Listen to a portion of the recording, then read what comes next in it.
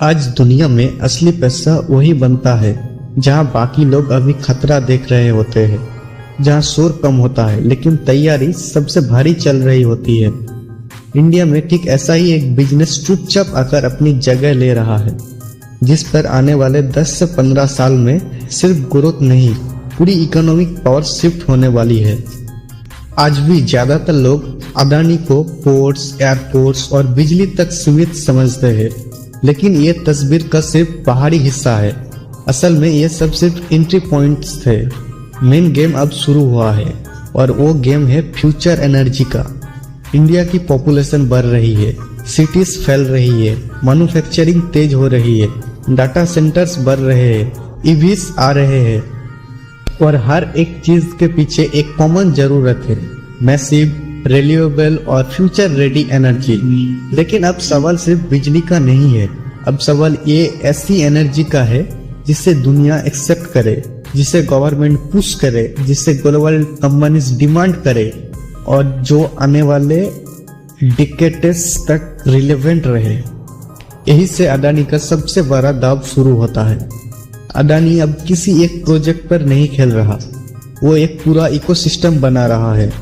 Green energy और green hydrogen का ये वो फ्यूल है जिस पर आने वाले समय में कंट्रीज की डिप्लोमेसी चलेगी, कंपनीज का सर्वाइवल तय होगी और इकोनॉमिक्स की डायरेक्शन बदलेगी। गवर्नमेंट ओपनली कह चुकी है कि इंडिया को ग्लोबल ग्रीन एनर्जी हब बनाना है। अब जरा सोचिए, इतने बड़े विजन में सबसे आगे वही खड़ा हो सकता है जिसके पास लैंड हो, इंफ्रास्ट्रक्चर हो, पोर्ट्स हो, ट्रांसमिशन नेटवर्क हो, लॉजिस्टिक्स हो और सबसे जरूरती कैपिटल और पेटेंसिव हो। और यही वजह है कि इस रेस में नाम बार बार एक ही आता है, अडानी। अडानी के सबसे खतरनाक ताकत ये नहीं है कि वो बड़ा है, उसकी असली ताकत ये है कि वो बिजनेस को ठुकरों के में नहीं देखता, वो पूरे चेन को एक साथ कंट्रोल करता है। जहां एनर्जी पैदा होती है, जहां स्टोर होती है, जहां ट्रांसपोर्ट होती है, जहां एक्सपोर्ट होती है, हर लेयर में वही मौजूद है।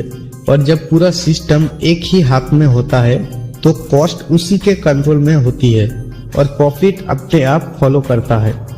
बाकी कंपनियां आज भी पॉलिसी क्लैरिटी का इंतजार कर रही है, प्रेजेंटेशन बना रही है, पायलट प्रोजेक्ट चला रही है, लेकिन अडानी क्वालिटी फैक्ट्रीज लगा चुकी है, सप्लाई कॉन्ट्रैक्ट साइन कर चुका है और ग्लोबल बायर्स को ऑनबोर्ड कर चुका है।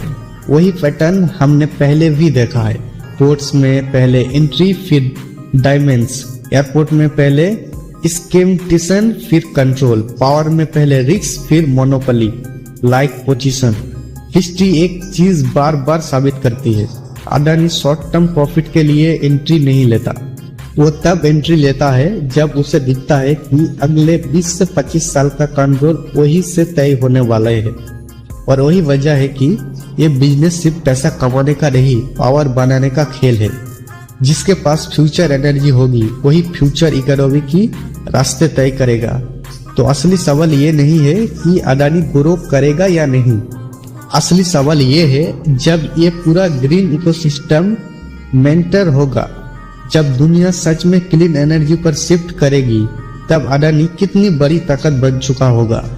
अगर आपको ऐसे बिजनेस कंटेंट पसंद है जहां सिर्फ नंबर्स नहीं पावर शिफ्ट दिखाई जाती है, जहां हेडलाइंस नहीं फ्यूचर डिकोड किया जाता है, तो चैनल को सब्सक्राइब कर लीजिए, क्योंकि यहाँ हम सिर्फ स्टोर्स नहीं सुनाते, हम ये दिखाते हैं कि असली ताकत अगली बार किसके हाथ में आने वाली है।